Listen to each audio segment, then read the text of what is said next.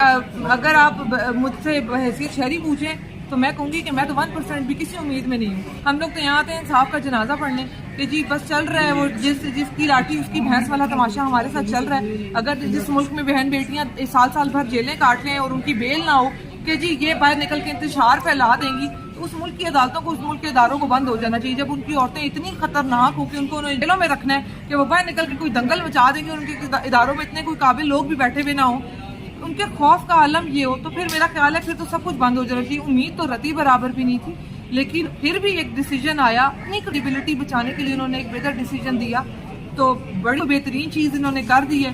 اللہ کا شکر ادا کرتے ہیں. آج ہم اسی بیانیے پہ کھڑے ہیں. ہمارے خلاف اگر ثبوت ہیں ثبوت دیں اور ہمیں سزا دیں ثبوت, لیکن عام عوام کو دکھائے.